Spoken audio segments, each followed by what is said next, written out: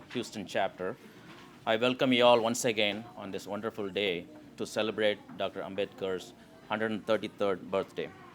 My name is Suresh Kumar. I'm the president of the Houston chapter. I want to thank Professor Sampath for accepting our invitation and agreed to deliver the keynote speech here. Thank you, Vice Consul Adesh Sridhar, for accepting our invitation in spite of your busy schedule.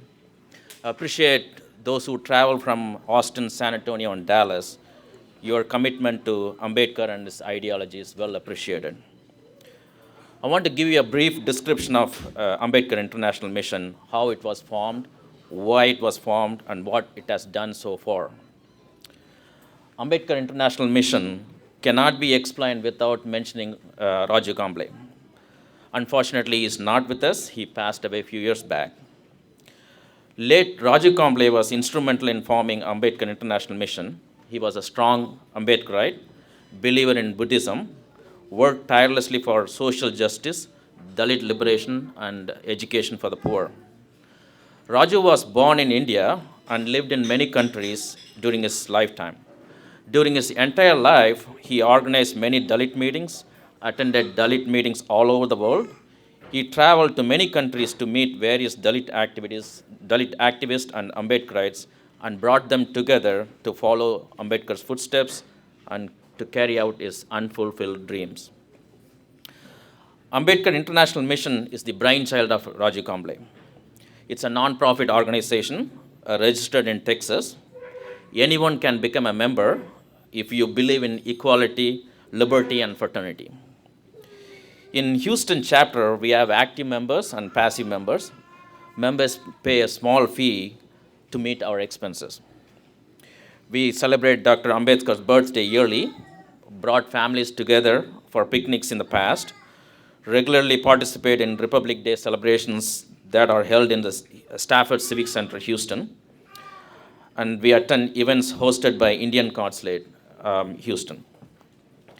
We raised funds to build libraries in India, gave away scholarships for poor students in India, helped build houses in India. Late Rajiv Kamble's dream was to build an Ambedkar Research Center in USA. We are on our path to realize his dream. We own a small piece of land, and plans are underway to build a 2,000 square feet, two-story building. The building will have a community hall to host events like this, and a library which will carry Dr. Ambedkar books, as well as books written by other social reformers. A living quarter to host Ambedkarites who are visiting US for studies, conferences, and social reformation-related activities. The structure will have a full kitchen, bathroom, and a dining hall. We had a virtual meeting with Ambedkar International Mission delegates from different parts of the world last year, and we explained to them our intention to build this structure and ask their help and suggestion. The next step in this process will be fundraising, which will be done during this summer. And that's the brief description of Dr. Ambedkar's International Mission in Houston. Coming back to the event today, we're going to be here till 4 p.m. It's going to be a great day. We'll be listening to great speeches about Ambedkar. Kids will be performing cultural events. Lunch will be served soon. But the important question is, what is next after this day? What role are we going to play taking Ambedkar and his vision to the mainstream? Ambedkar is a Dalit leader. That is the perception of the Indian society, which is very unfortunate. He was a leader for everyone, and he continues to be one. He fought for everybody. He fought for women's rights, labor rights, and he was a voice for voiceless. Apart from the Dalit leader label, what else the society knows about him? He wrote the Indian Constitution. That's pretty much it. How are we going to educate these folks? We all have a social media, and we belong to at least one WhatsApp group. And I'm sure you must have seen or going to see messages like this. We should abolish reservation. Reservation makes the society uneven. Or you must have seen Dalit students are getting into IIT, engineering college, and medical college with low marks, and our students are not getting there, and there is no respect for talent or high marks in the Indian society. How are we going to counter these posts or messages? How are we going to say a reservation is necessary? I've seen other revolutionary posts in the social media saying, oh, government wants to abolish the caste system, but they want the caste certificate when you go to get an admission in the college or school. And there's another interesting one, blaming the community certificate that keeps the caste system alive. How are we going to explain that community certificate is necessary? Let's forget about all these things. We'll be going to work tomorrow, and the most common conversation we're going to have with our colleagues is, how was your weekend? What did you do? Are we going to say, I went to celebrate Ambedkar's birthday yesterday with friends and family? If you say so, how are you going to explain to that person who is Ambedkar and what did he do for the society? The best way to learn or respond to these kind of situations or encounters is to learn about Ambedkar. Read books on him and listen to speakers, scholarly speakers like Dr. Sampath and his speeches.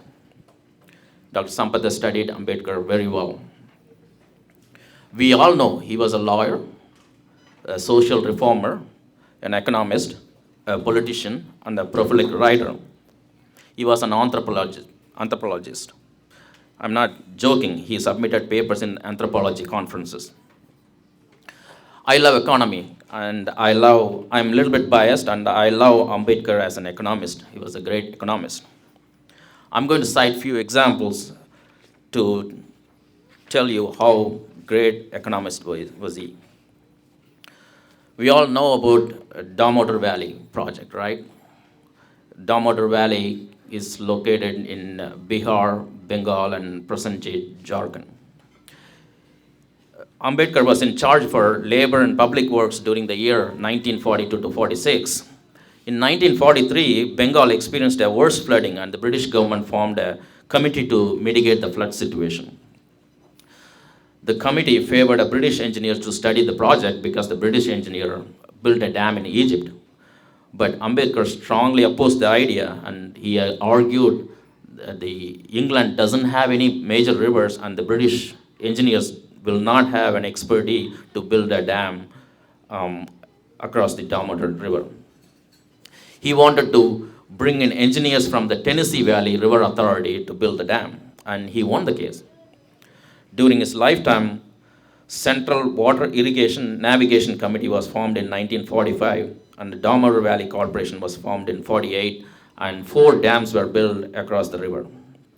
These dams not only helped to control the flooding, but also created avenues for hydroelectric power and irrigation for vast amount of land. Dr. Ambedkar identified water as a key source. He advocated water conservation for sustainable development of the country. He emphasized on a proper irrigation policy for agriculture development, and also he firmly believed that water helps to improve local communities.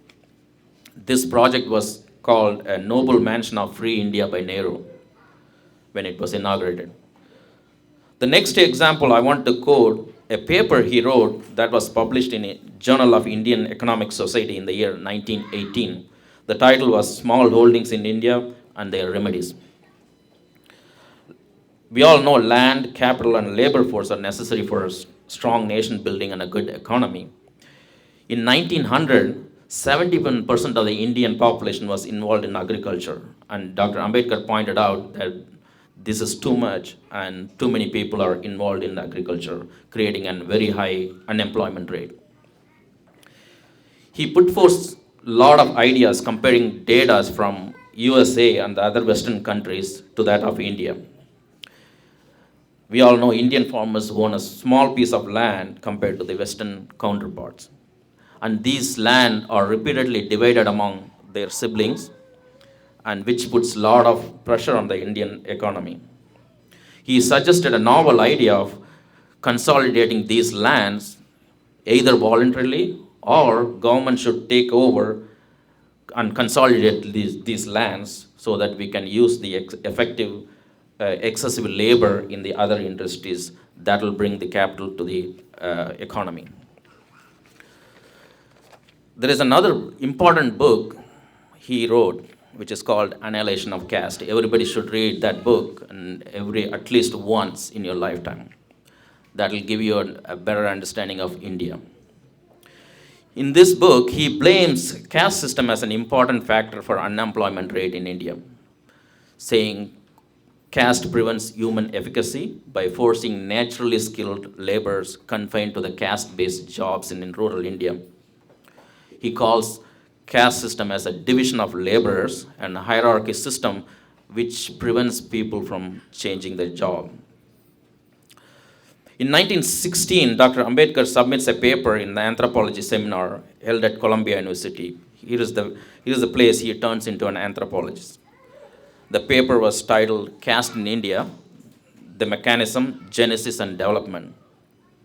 He compares the Indian society to the American society. In US, we have different race, color, and ethnicity, and put forth his theory that why caste is unique to Indian subcontinent.